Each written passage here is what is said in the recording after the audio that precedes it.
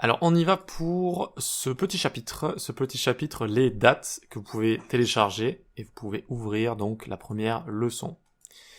Alors on a besoin de travailler avec des dates parfois en JavaScript, ça arrive, et pour ça on a un constructeur spécial et des méthodes un petit peu spéciales également. Alors en JavaScript on peut construire un objet à l'aide du constructeur date. Donc maintenant on sait ce que c'est qu'un constructeur, c'est une fonction qui sert à construire des objets, ça s'utilise comme suit. Const date est égal new date, c'est-à-dire nouvel objet à partir de cette fonction constructeur. Si on log tout ça, date, qu'est-ce qu'on a? J'ai une date qui apparaît.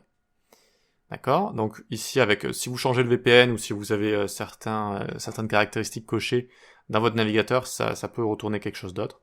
D'accord? Mais sinon, ça devrait vous mettre votre localisation. Ok, donc on est bien Saturday, donc samedi, on est en août, on est le 5, c'est vrai, on est en 2023, et il va être 3 heures. Ok? Donc ça nous donne tout ça. Mais quel est le problème ici? Ou plutôt, quelle est la supercherie? Eh bien, ce n'est pas une chaîne de caractères, c'est un objet. C'est un objet, regardez, type of date, c'est un objet. Et donc comment on fait pour bien faire apparaître les objets qui apparaissent d'une certaine manière dans le navigateur? On utilise console dir avec l'accent. Tac. Hop. Et on peut bien l'ouvrir et on voit qu'on a un prototype associé, donc c'est bien un objet avec un prototype, avec plein de méthodes pratiques pour manipuler cette fameuse date qu'on a juste là. Ok pour ça? Donc c'est un objet qui contient des informations utiles et notamment des méthodes en fait qui permettent de retrouver ces informations. C'est ces méthodes qu'on va manipuler maintenant. Donc par exemple en dessous, je vous ai mis plein de petites choses. Donc par exemple on a date.prototype.getDate, day, full year, hours, milliseconds, etc. Donc on a juste à les écrire ici. Date.getDate, for example, et ça va nous donner, hop, ici on est le 5, donc ça nous donne bien 5 ici. Vous voyez que ça nous permet d'extraire les valeurs qu'on a envie d'utiliser. Là on peut, hop, dupliquer. Get full year. Get minutes. Get milliseconds. Ok, on va avoir aussi get hours et get month. Comme ci. Parfait. Donc on est bien le 5 ici, l'année 2023. Minutes, on a 0, on vient juste de passer à 3 heures là. Milliseconds, donc c'est les millisecondes en cours. Donc 415. On a month ici, qui va être à 7. 7 pourtant nous sommes en août. On est en août. Et pourtant on a 7 ici, c'est bizarre. Eh bien c'est parce que ça commence à l'index 0. Janvier, ça commence à 0. D'accord? Donc c'est ça qu'il faut prendre en compte. Voilà donc des méthodes pratiques pour utiliser tout ça, utiliser toutes ces valeurs. On peut les mettre en commentaire. On a date.now aussi qui peut être assez intéressant. Date.now, donc notez que c'est à partir du constructeur que je viens exécuter cette méthode. Et ça me donne un très grand chiffre comme ça. Et quand j'actualise, on voit que la fin s'actualise comme ça à chaque fois. Eh bien, c'est le nombre en millisecondes, d'accord, en millisecondes écoulées, depuis le 1er janvier 1970. À un moment donné, il a fallu prendre une date comme ça, arbitraire, qui a été choisie afin de faciliter les calculs. Comme ça, à partir de cette date, on va pouvoir déterminer si une date est après l'autre ou avant l'autre, combien de jours séparent deux dates, etc., etc. Donc, la date arbitraire qui a été choisie est le 1er janvier 1970. Voilà, donc on peut loguer aussi date, juste le constructeur, donc ça va nous donner une fonction, évidemment, c'est une fonction constructeur, je le répète, donc console dir, et, alors excusez-moi, on voit qu'on a cette méthode qui est juste ici, now, voilà. Ok pour ça, ensuite, modifier une date avec date.prototype.set, hours, minutes, seconds, etc.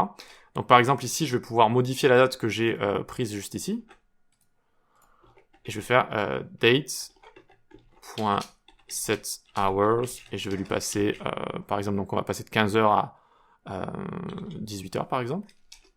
Ok, date. Oups, j'ai fait un est égal ici. Set hours, évidemment, c'est une méthode. Ensuite, set minutes, on va lui passer à 55. Et set full year, on va lui passer à 2004. Maintenant, je relogue ma date. Et on a bien donc Auguste 5. Néanmoins, il est 18h, vous voyez, 18. Minutes, j'ai mis 55, donc on a bien 55 juste là. Et ensuite, full year, eh bien j'ai mis 2004, et donc on n'est plus en 2023, on est en 2004 tout d'un coup.